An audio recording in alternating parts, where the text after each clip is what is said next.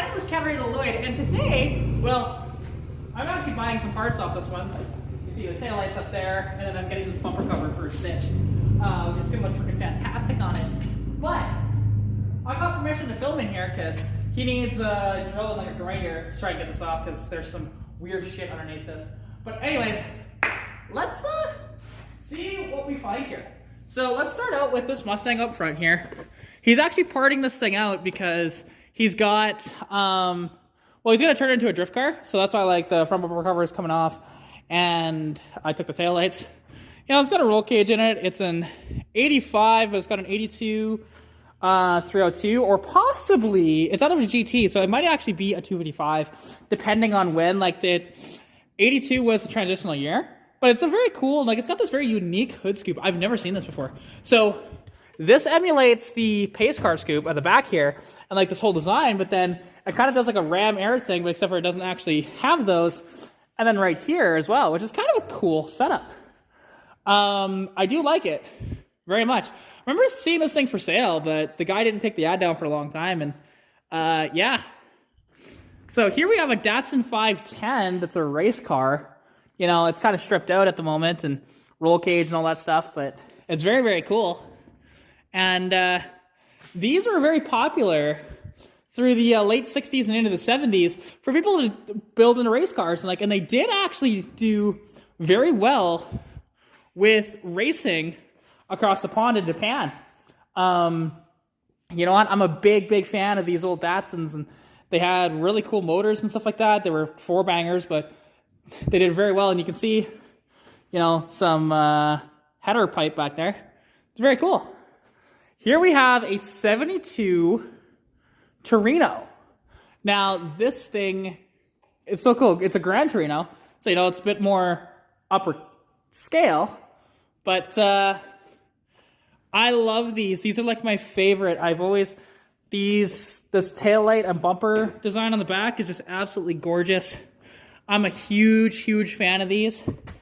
And yeah, no, it's just, you don't see these very often. You know, you have the vinyl top here. And actually, I have a buddy of mine that he has a few of these, and like he's built a few, and you know, absolutely love it. And like this was the sort of poster car for the movie Gran Torino, if you remember that. Very good movie, honestly. And yeah, except for it was green.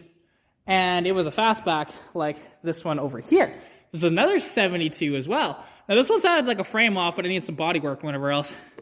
And, you know, we all have too many projects, but, you know, like it needs to be put back together and basically just, I think it needs to be mostly just like blasted and painted, but, you know, he's got a bunch of parts all over the place for these. And yeah, like I mentioned, it's the same as that. It just happens to be, I don't know if this was a Grand Torino or not, compared to just a regular Torino. But regardless, it's pretty cool. Here we have a late 70s Thunderbird. My buddy actually, I just worked on one of these the other day. This one happens to be, Diamond Jubilee Edition. Okay, so this was like the top of the line for these Thunderbirds. This would have been 1978 or 77 specific. You can see it's got the power moonroof and everything, and this probably has a 460 under the hood, and oh yeah, just absolutely adore it. Although, ooh, it's been crunched in the side here though, pretty damn good. And yeah, it's definitely probably more of a parts car at this point, but pretty cool. These actually, if you want a cheap way to get a Ford 9-inch, pick one out of one of these. Any big block Ford of the 70s has a 9-inch in it. So yeah.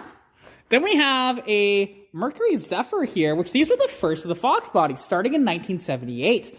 Now, the thing is, these are like super, super light, and people build these into sleepers all the time, and it's got the same steering wheel as I do. That's really cool. You don't see those early steering wheels that's like the base steering wheel that often. But I'm a huge fan of this. And yeah, no, I mean, it's definitely a sleeper, though. You can tell because, like, you can see the RPM gauge or the tach up on the dash there. It's got the wheels on it and everything, but yet just stock interior. And you wouldn't really know too much unless you really know these cars.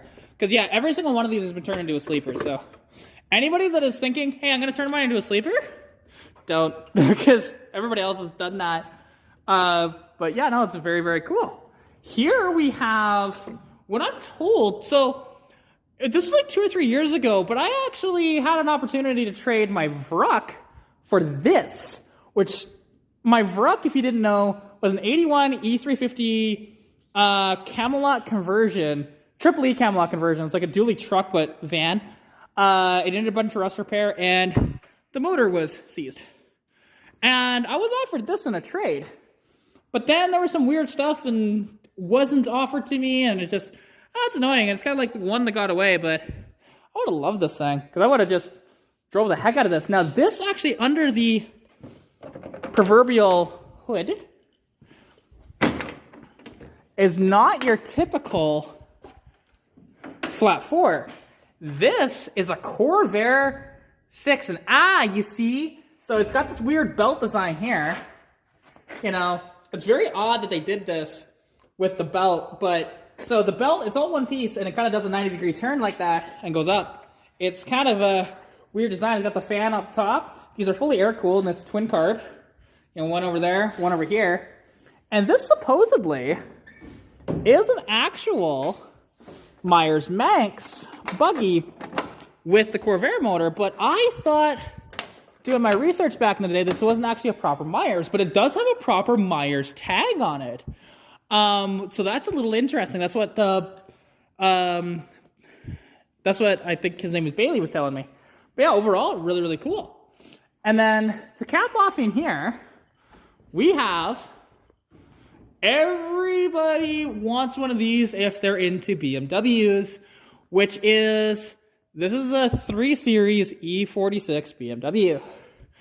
This is the one that was the poster car for, now granted that was a 2-door GTR, but in the Need for Speed games, like Need for Speed Most Wanted especially, it was like kind of the one car that everybody has wanted, everybody's wanted to build. Fun fact, I want to build one.